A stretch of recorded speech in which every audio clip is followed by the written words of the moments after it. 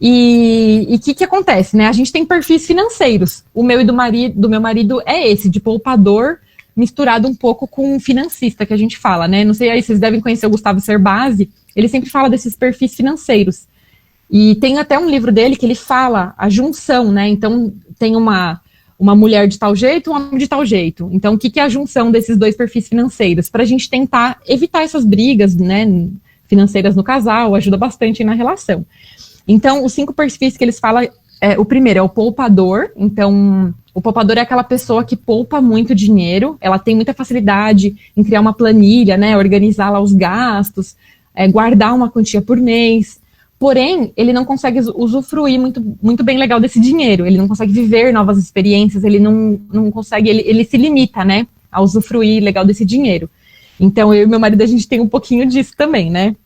Aí tem o gastador, que é aquele que gasta muito, que vive como se fosse o último dia da vida, né, que gosta muito de curtir a vida. Então, normalmente, o gastador, ele tem casa e carro financiado, ele compra muita roupa, ele gosta muito de viajar, então acaba não conseguindo fazer essa reserva de emergência para esses momentos especiais da vida, né? Então, no casamento, como a gente se planeja muito tempo antes, a gente já sabe que vai ter esse gasto. Então, o gastador, normalmente, ele faz um puta de um festão, mas ele vai parcelar tudo, vai dar um jeito de pagar e não sei o que lá, né? Então, se o gastador, ele se pega nesse momento, né? Putz, vou ter que fazer um investimento desse. E não é no começo da gestação, às vezes, que descobre, né? Meio que no meio.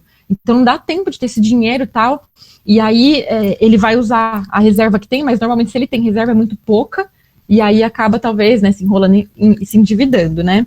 Tem um outro perfil, que é o descontrolado, que é aquela pessoa que não sabe quanto ganha, não sabe quanto gasta, então esse realmente acaba estourando muito cartão de crédito, acaba pagando muitos juros de cheque especial, porque ele é descontrolado, ele não planeja nada. E ele vai vivendo, então ele paga muitos juros assim, indevidamente, né, por falta de controle financeiro mesmo. Tem o desligado, que é aquele que ele consegue poupar, ele tem uma vida simples, ele não exige muito, assim, né, para viver, porém ele é desligado, ele não faz planejamento, então, às vezes ele faz uma reservinha lá, sempre tem uma poupancinha, um dinheirinho lá, mas aí aparece alguma coisa bacana, uma viagem, ele pega e gasta. Então, ele não consegue também planejar uma terceira idade, ele tem essa facilidade de poupar, porque ele não tá muito, assim, querendo ostentar muito, usufruir muito, né, gastar muito dinheiro, mas em contrapartida ele não consegue se planejar para longo prazo. Ele tem dificuldade de fazer um planejamento. E tem o último perfil, que é o financista, que é aquela pessoa que é um pouquinho meu e do meu marido também, que faz bons investimentos, que se informa, que sempre está antenado às taxas da economia. Então ele consegue fazer escolhas mais conscientes, né? Aquela pessoa que planeja muito para engravidar e aí ele sabe de onde ele vai tirar dinheiro, onde ele vai pôr, então ele planeja muito bem esse momento, né? Então eu e meu marido, a gente foi uma mistura do poupador com o financista. A gente sempre teve nossos planejamentos para viagens, para comprar de casa, para comprar de carro. Então, carro a gente sempre pagou à vista, a gente sempre juntava o dinheiro, trocava e pegava o carro, né? Nunca tem nada financiado. Tem o aluguel, a gente sabe o nosso teto de aluguel que a gente paga, porque a gente sabe que o quanto a gente consegue gastar é maior do que uma parcela de um financiamento, né? Então a gente consegue aplicar investimentos que dê um retorno bacana. Então, assim, a gente consegue fazer todo esse planejamento.